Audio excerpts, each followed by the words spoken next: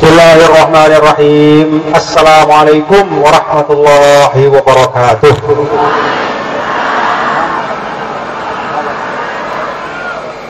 Alhamdulillah.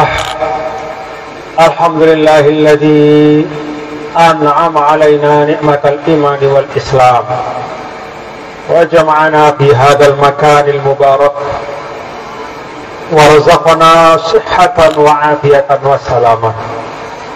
Wa nas'alullaha ta'ala husnal khatimah.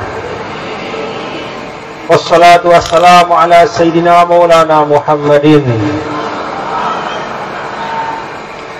wa ala alihi wa ashabihi wa man tabi'ah hudah ila yaumil qiyamah, amma ba'd.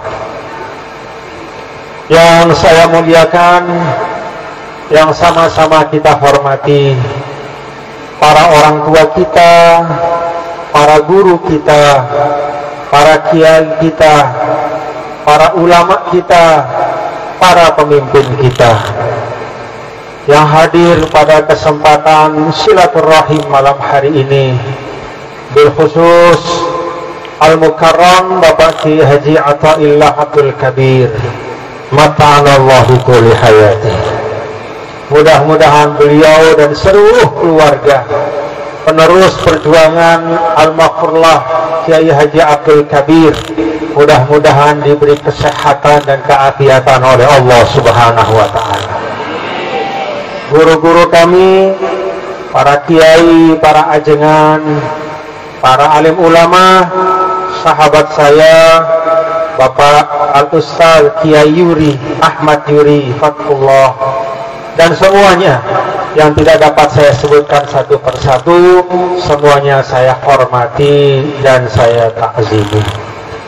Bapak Ibu yang dirahmati Allah Subhanahu wa ta'ala, dan anak-anak kita para santri-santriwati, kita doakan ibu-ibu, bapak-bapak semua, mudah-mudahan fatahallahu alaihim futuhal arifin.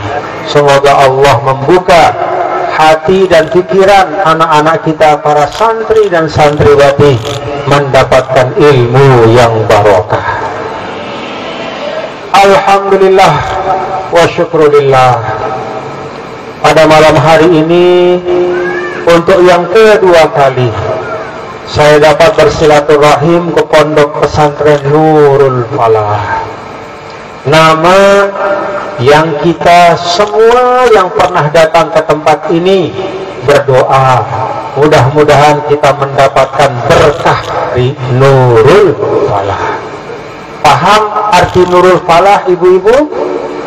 Nur artinya cahaya, Al-Falah artinya keselamatan dan kesuksesan. Nurul Falah, cahaya keselamatan dan kesuksesan bagi seorang mukmin, kesuksesan yang terbesar sebagaimana yang ada di dalam Al-Quran adalah faman zuhziha 'anil nari ilal jannata faqad faz wa mal hayatud dunya illa mata'ul ghurur. Allah Ta'ala beri ukuran kesuksesan, bahwa yang dinamakan yang sukses dan berhasil adalah zuhziha 'anil nar wa udkhilal jannah, dijauhkan dari api neraka,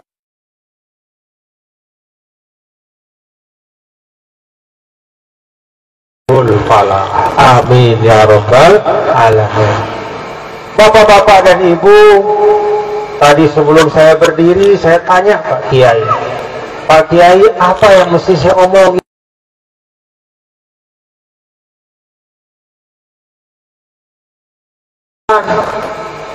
Karena saya yakin bahwa ibu-ibu, apalagi para kiai ajengan, termasuk juga para santri, semuanya sudah mengerti dan paham peristiwa Isra dan Mi'rajnya Nabi besar Muhammad sallallahu alaihi wasallam.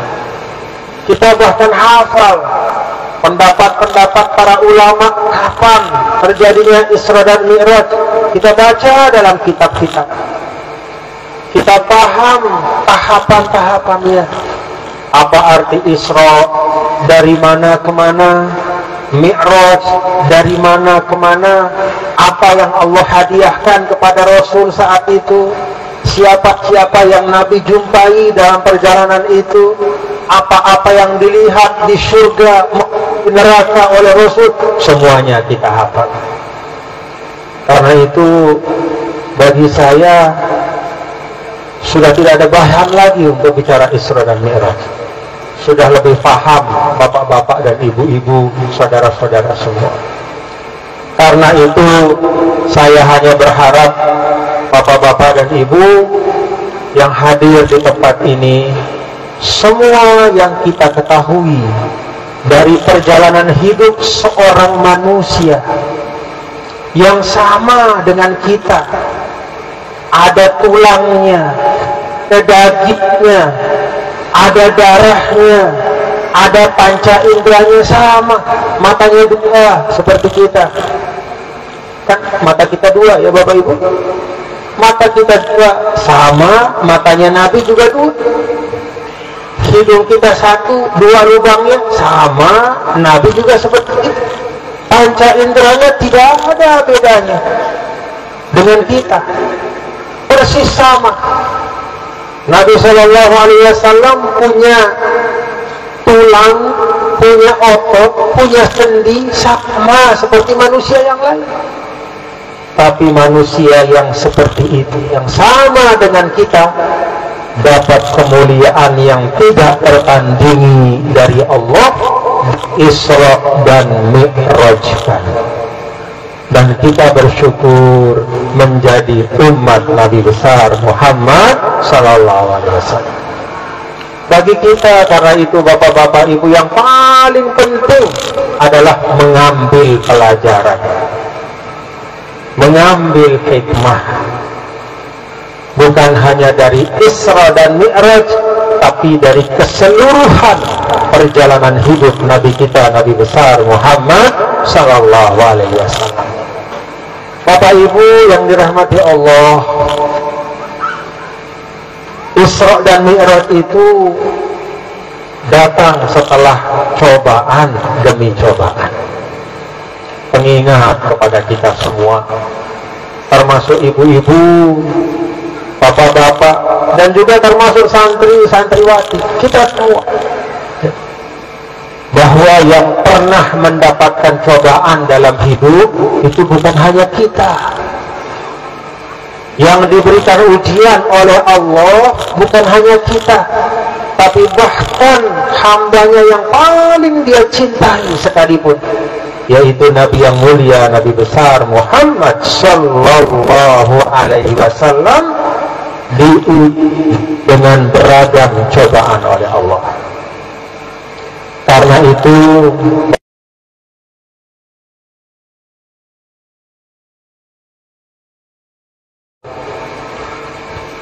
menyampaikan kepada kita bahwa kita sekarang di Indonesia, sebagaimana halnya negara-negara di dunia, sedang mengalami luar biasa krisis. Saya tidak tahu ibu merasakan tidak krisis yang ada. Sekarang naik atau tidak? Ada yang turun nggak? ONH naik atau turun? Apalagi katanya ONH itu naiknya akan luar biasa katanya. Itu cobaan, ya. Itu tantangan kita. Nah, menghadapi cobaan dan tantangan itu bagi orang yang beriman, sikapnya adalah sebagaimana yang ada di dalam Al-Quran, bahkan oleh Nabi kita, Nabi besar Muhammad Sallallahu Alaihi Wasallam, yastabshiruna bi ni'matin Allahu wa fadl. Orang yang beriman itu tidak pernah putus asa menghadapi masa depan, selalu optimis dan semangat. Apalagi santri Nurul Falah, semangat, optimis. Santri-santri itu kalau punya kesempatan, dia bisa memberikan prestasi yang terbaik. Dulu ketika saya diamanahkan sebagai gubernur di Nusa Tenggara Barat, banyak yang tidak memandang dengan sebelah mata saja tidak, apalagi dengan dua mata, sebelah mata saja tidak. Jadi kalau ada istilah memandang dengan sebelah mata, ini dengan sebelah mata juga tidak. Jadi dianggap apa itu Zainul Majdi dari pesantren tamatan pondok, dia belajar di Al-Azhar, belajar ilmu tafsir, apa yang bisa dia lakukan untuk membangun daerahnya? Tidak mungkin akan berhasil. Kita akan tonton kegagalan menteri memimpin di Nusa Tenggara Barat.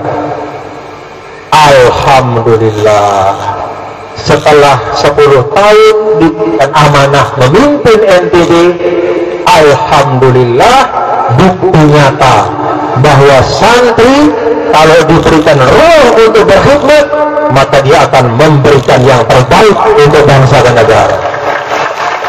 Jadi santri-santri Nurul Falah, jangan mau dengar kalau ada orang misalnya meremehkan kita, jangan percaya. Jangan percaya. Kenapa? Sederhana Bapak-bapak Ibu. Bagaimana mungkin kita belajar di pondok pesantren yang kita pelajari kan hal-hal yang baik? Benar apa enggak? Ada hal yang tidak baik yang kalian pelajari? Nah, kita belajar Al-Quran. Al-Quran mulia atau tidak? Kita belajar hadis. Hadis mulia atau tidak? Hadis itu adalah ucapan yang paling mulia dari manusia yang paling mulia. Kita belajar Quran, kita belajar hadis, kita belajar hukum-hukum Islam, fikih, kita belajar akidah, belajar akhlak, kita belajar tajwid, kita belajar ilmu sharah, ilmu nahwu, kita belajar apalagi adab, akhlak, ta'limul mutalim, semuanya hal-hal yang mulia. Kalau kita belajar hal-hal yang mulia, maka tidak mungkin kita akan menjadi manusia yang hina. Paham Bapak-bapak Ibu? Kan manusia itu, kalau katanya illa illi yadkhul ilaik yakhruj minka, apa yang masuk ke dalammu, dia akan keluar darimu. Kalau kita biasa mendapatkan hal-hal yang kita dengar dengan telinga kita, ucapan-ucapan yang baik, maka insya Allah kita pun akan mengeluarkan ucapan-ucapan yang baik. Kalau kita belajar ilmu-ilmu yang baik, yang mulia, pasti kita akan menghasilkan hal yang baik. Karena itu jangan percaya kalau ada orang mengatakan bahwa produk pondok pesantren itu tidak bisa bersaing di dunia hari ini. Produk pondok pesantren itu tidak mungkin akan mampu bersaing di era yang modern ini. Saya sampaikan kepada anak-anakku, para santri dan santriwati Nurul Falah, ini produk pondok pesantren, produk Nurul Falah, jangankan bersaing untuk hari ini, bertarung untuk masa depan pun mereka lebih dari siap. Kan begitu. Dalam Al-Quran apa kata Allah? Coba anak-anakku. Ya ayyuhalladzina amanu taqullaha wal tanzur nafsum ma qaddamat. Jadi Al-Quran itu sudah meletakkan pandangan kita jauh ke depan. Kalau ada orang mengatakan hari ini, mari kita berpikir apa katanya? Futuristik. Mari kita memikirkan sekian tahun yang akan datang. Al-Quran tidak hanya mengajarkan sekian tahun yang akan datang. Al-Quran bahkan mengajarkan kita untuk berpikir setelah kehidupan dunia ini. Al-Quran mengajarkan kita berpikir untuk masa yang jauh ke depan, kehidupan yang kekal kelak di akhirat. Karena itu anak-anakku dan semua keluarga besar saya di Nurul Falah, ya, saya ingin sampaikan di sini bahwa apa yang didapatkan di pondok pesantren ini dengan syarat, ala la tanalul ilma illa bisittatin. Apa? Sa'umbi ka'am majmu'iha bi bayanin zaka'un wa hirsun wastibarun wa dirhamun wa irsyadu us'adin wa tulu zamani. Oh, ada berapa? 6 hal. Saya yakin Nurul Falah semua santrinya punya 6 hal ini. Punya kecerdasan nggak? Nggak tahu. Punya kehendak yang kuat nggak? Hirsun. Punya kesabaran nggak? Wastibarut. Punya bekal nggak? Wadirhamun. Punya guru nggak? Wa irsyadu ustadin. Punya kesabaran untuk menempuh dalam jangka waktu yang diperlukan enggak? Wa tulu zamanin. Sudah. Kalau sudah punya 6 syarat itu dan ada pembimbing yang baik, insya dari Nurul Falah ini akan lahir pemimpin tidak hanya untuk daerah Serang, tidak hanya untuk Banten, tapi juga insya Allah pemimpin-pemimpin untuk Indonesia. Amin ya rabbal alamin. Bapak-bapak dan ibu, hadirin dan hadirat sekalian yang dirahmati Allah, di dalam surah Al-Isra,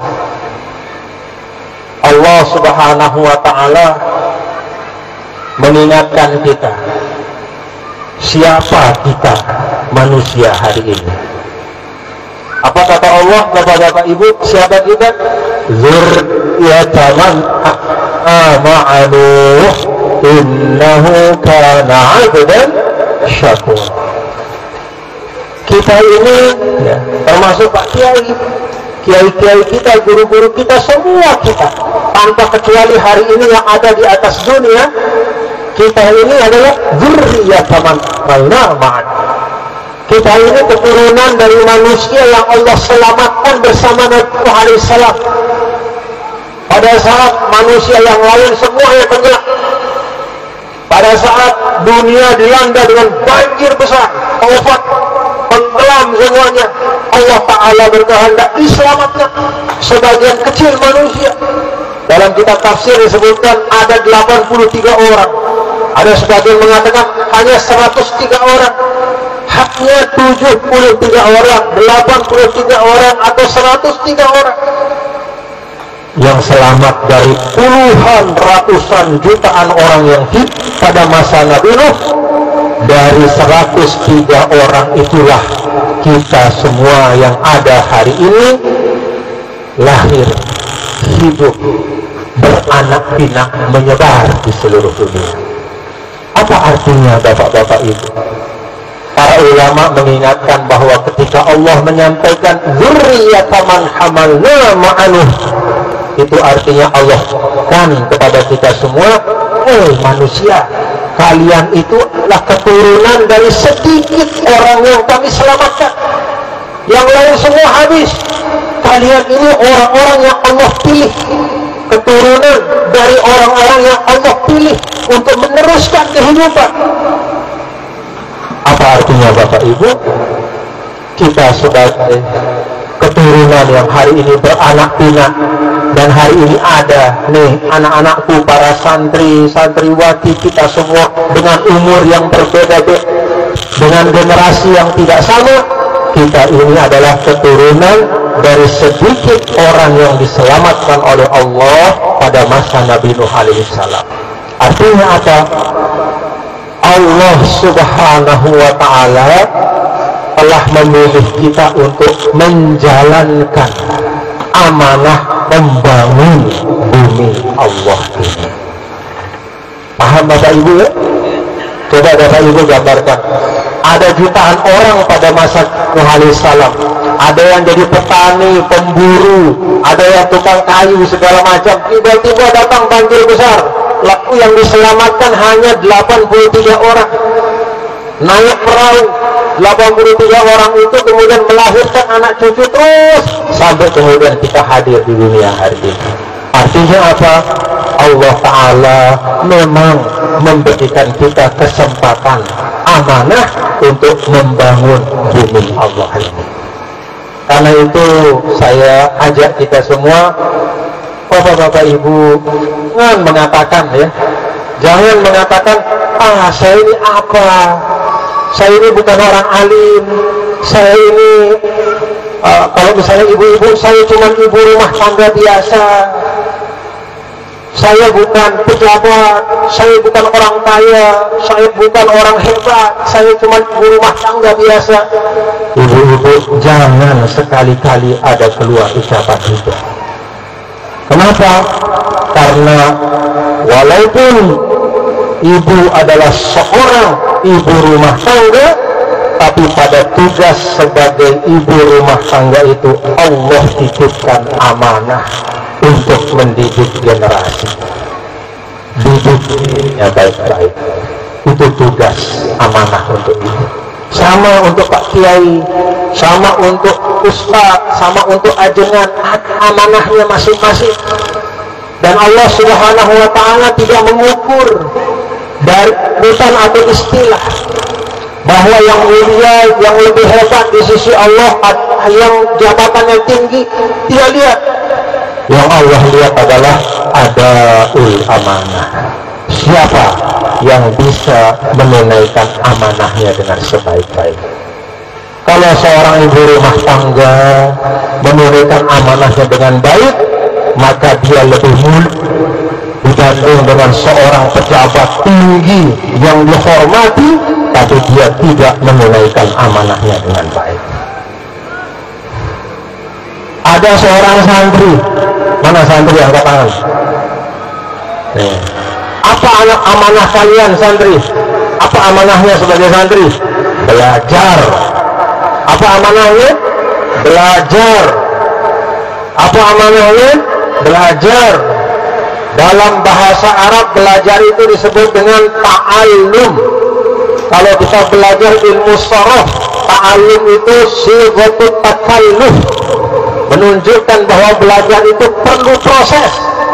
Maka seorang santri yang sabar mengikuti proses, dia tekun menuntut ilmu, dia bisa jadi lebih mulia dibanding orang yang diagung-agungkan, yang dikagumi, yang tinggi jabatannya, yang mungkin berharta banyak, dimuliakan oleh manusia, tapi dia tidak bisa menunaikan amanahnya dengan baik.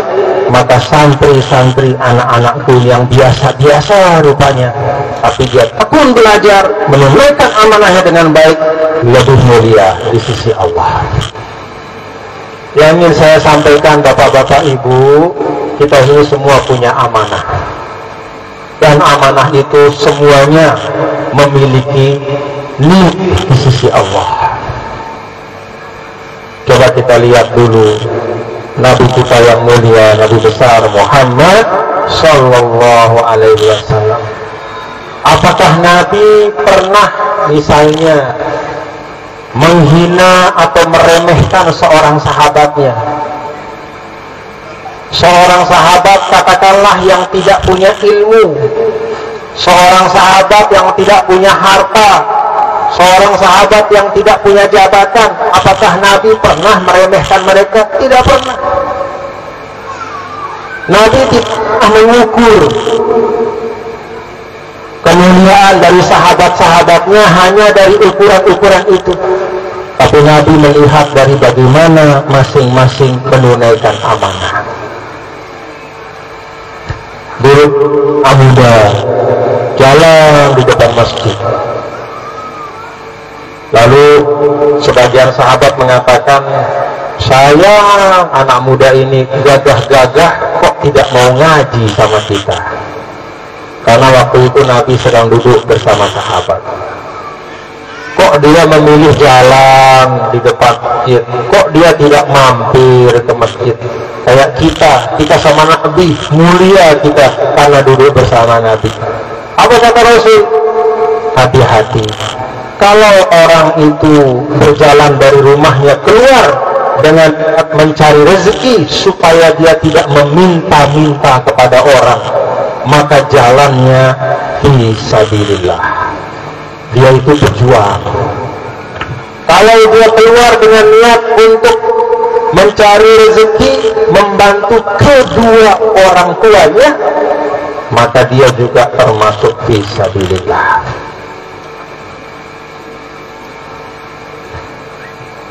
Mengapa Nabi Shallallahu Alaihi Wasallam menyampaikan ini?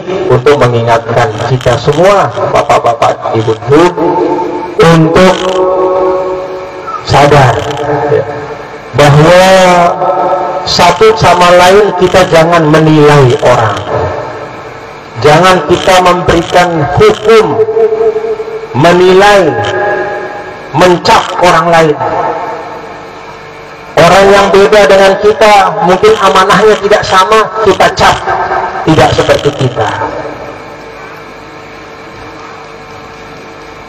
Coba Bapak Ibu perhatikan, Nabi kita, Nabi besar Muhammad Sallallahu Alaihi Wasallam menyampaikan pintu surga itu tidak terhitung jumlahnya, sebanyak amal soleh yang dilakukan oleh manusia.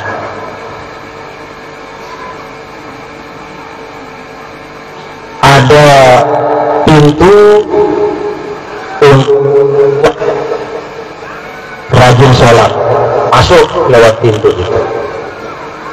Ada pintu untuk orang yang banyak bersedekah, masuk lewat pintu itu. Ada pintu untuk orang yang rajin puasa. Ada pintu untuk orang yang tekun silaturahim. Ada pintu untuk orang yang birrul walidain. Ada pintu untuk istri yang taat suami. Ada pintu untuk suami yang menyayangi istri. Ada pintu untuk pemimpin yang adil. Ada pintu untuk petani yang amanah.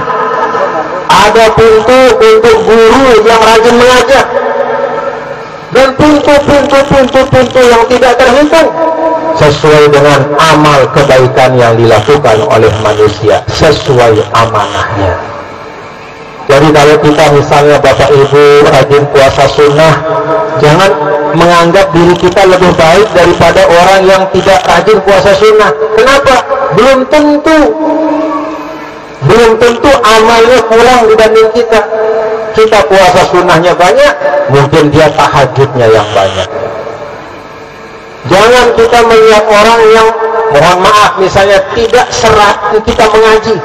Kalau kita setiap hari ada majelis ta'lim, kita datang. Ternyata ada tetangga kita, jangankan tiap hari, sebulan pun belum tentu dia majelis ta'lim. Jangan kita anggap dia lebih rendah.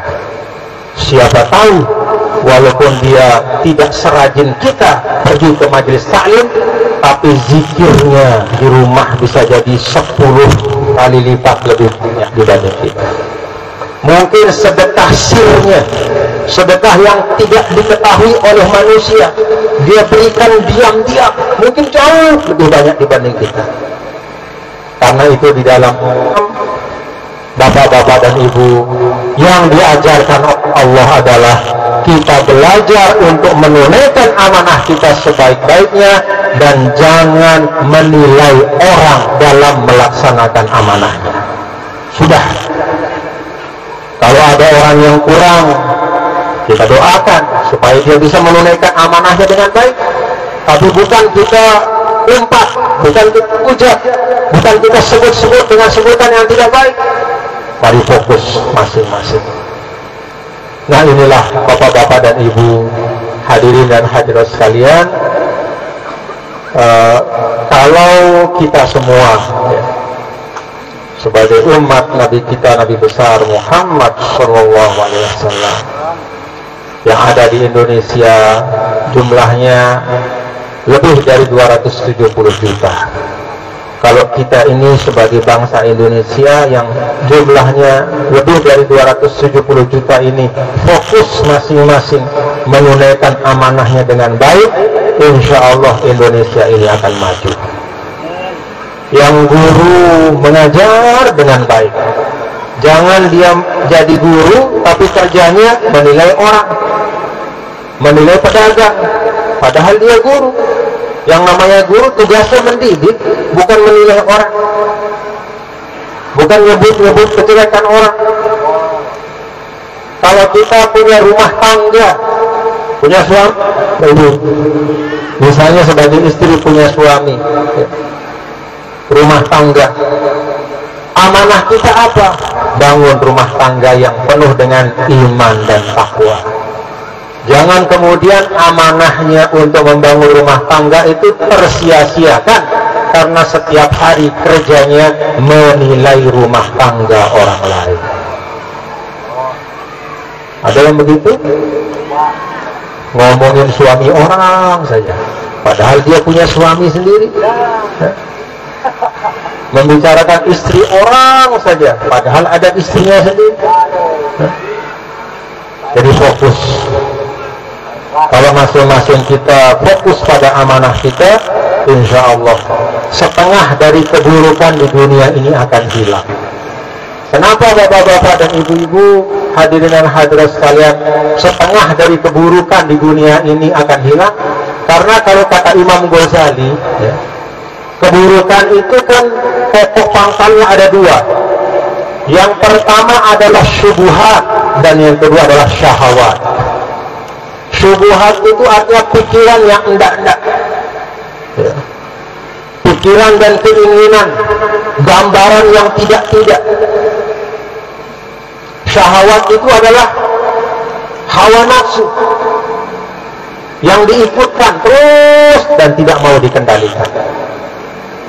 Salah satu syahwat yang paling besar yang sulit dikendalikan oleh manusia adalah syahwatul lisan, dari omongan.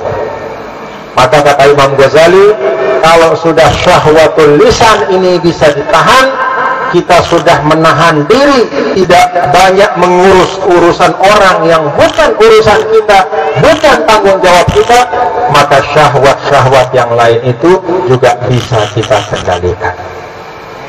Maka setengah dari keburukan itu hilang, karena babu syahwatnya sudah ditutup dan dikunci.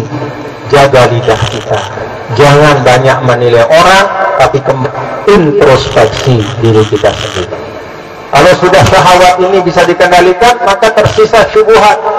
Syubhat itu artinya angan-angan, gambaran-gambaran yang sebenarnya tidak baik, tapi kemudian digambarkan sebagai sesuatu yang baik.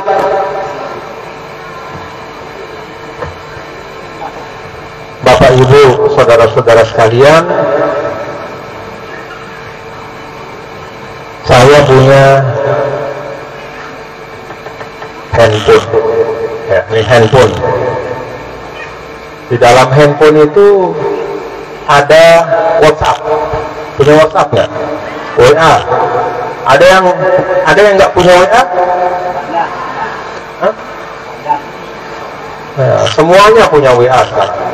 Di WA itu ada biasanya kita punya grup WA. Di grup WA itu setiap hari ada postingan-postingan dari anggota grup itu.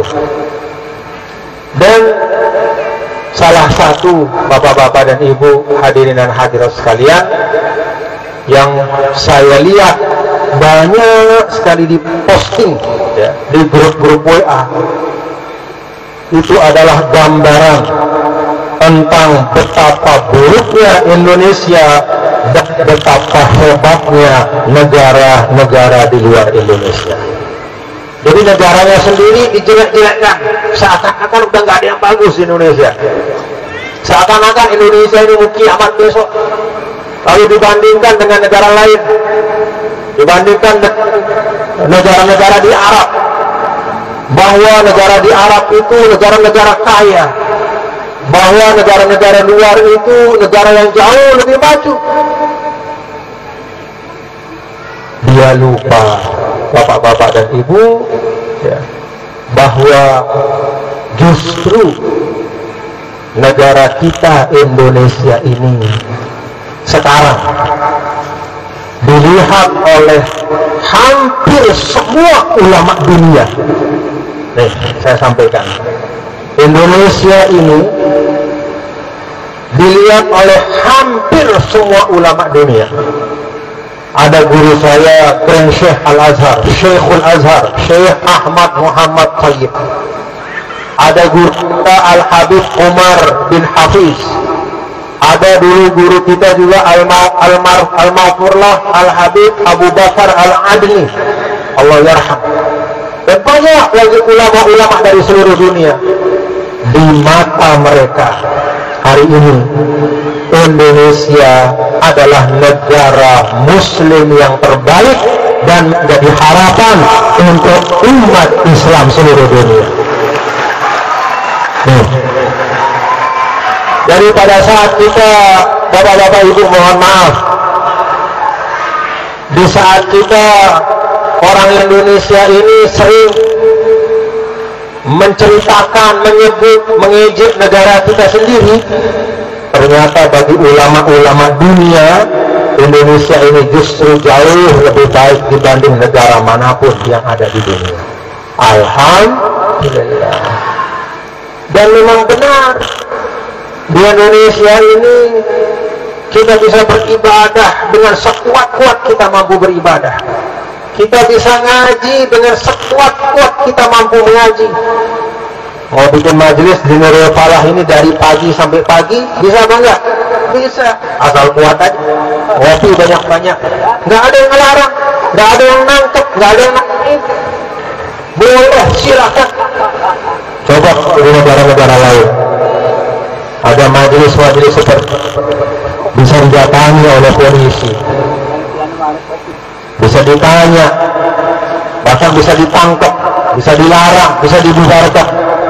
Alhamdulillah di Indonesia ini kita berislam dan selapang-lapangnya. Alhamdulillah. Syukur Bapak Ibu. Alhamdulillah. Jadi itu salah satu yang saya sebut dengan syubhat, gambaran yang tidak benar. Apa tugas kita menghadapi syubhat? Luruskan, koreksi, jelaskan. Kenapa habaib-habaib dari Yaman datang ke Indonesia? Karena mereka merasa nyaman di Indonesia. Kenapa ulama-ulama dari Timur Tengah, Mesir, dari Maroko, dari Libya, dari Tunisia, dari Aljazair, dari Emirat, dari Yaman, dari Saudi, bahkan dari mana-mana sekarang banyak datang ke Indonesia. Mereka merasa dan melihat, menikmati indahnya, nyamannya hidup di Indonesia. Alhamdulillah. Memang bapak-bapak ibu terkadang ya, kalau kita sudah terlalu lama dapat satu nikmat, kita sering lupa mensyukuri nikmat itu. Kalau bagi orang Indonesia tidak berperang itu sudah biasa, betul nggak? Kita tidak ada peperangan antar warga di Indonesia ini, semua kita damai. Jadi yang namanya damai itu untuk kita ini memang sudah seperti itulah yang kita terima dari guru-guru kita.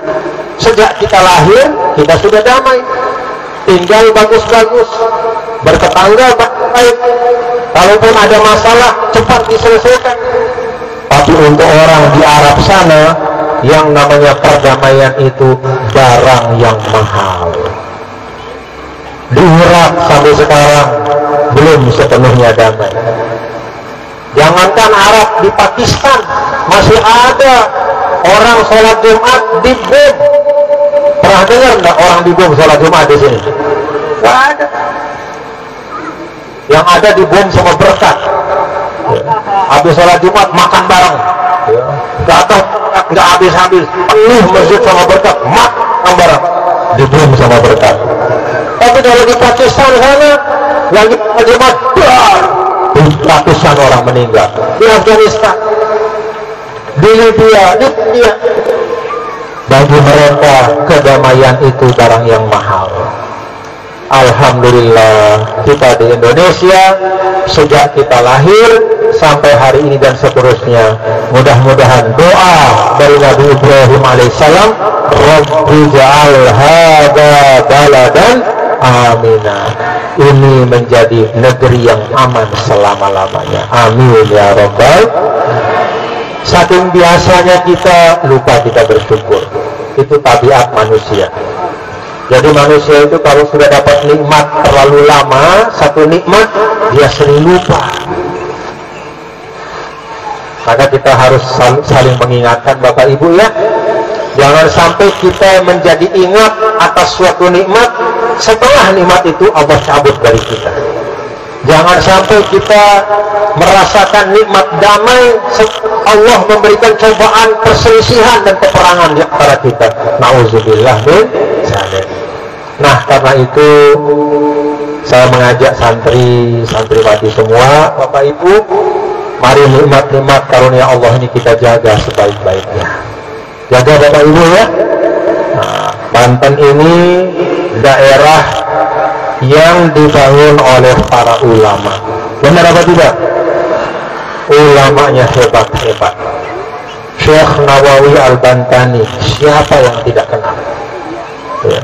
Para masyayikh di sini, bahkan Sultan Ageng Tirtayasa yang membangun kerajaan Islam di Banten ini, yang membuka pelabuhan menjadi pelabuhan internasional, yang membangun ekonomi yang kuat, didampingi oleh para ulama-ulama pada kesultanan beliau. Ini Banten, tanahnya para ulama. Artinya apa? Tanah ini tanah yang berkah. Mari suburkan keberkahannya dengan kita meneruskan kebaikan-kebaikan di tanah berkah ini. Insya Allah Nurul Falah menjadi bagian untuk terus menjaga merawat keberkahan yang ada di Banten ini. Mudah-mudahan santri Nurul Falah insya Allah terus menjaga dan merawat keberkahan yang ditinggalkan oleh para ulama ahlu sunnah wal jamaah. Amin ya rabbal alamin. Itu saja yang dapat saya sampaikan.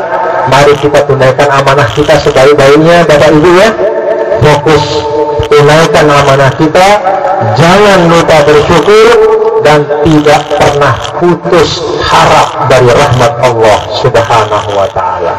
Orang yang beriman, sekali lagi sebagaimana akhir dari surah Al-Fatah, yabtaguna fadlan minallah wa ridwana. Orang yang beriman itu optimis mendapatkan fadlan minallah wa ridwana, karunia dan keridhaan dari Allah subhanahu wa ta'ala. Inilah yang dapat saya sampaikan. Mudah-mudahan ada manfaatnya untuk kita semua, untuk banyak mensyukuri nikmat karunia Allah, mensyukuri Indonesia kita yang aman dan damai, dan cara mensyukurinya adalah kita rawat persaudaraan kita sebagai sesama anak bangsa. Wallahu a'lam ila aqwamit thariq wa huwal hadi ila sabilir rasyad.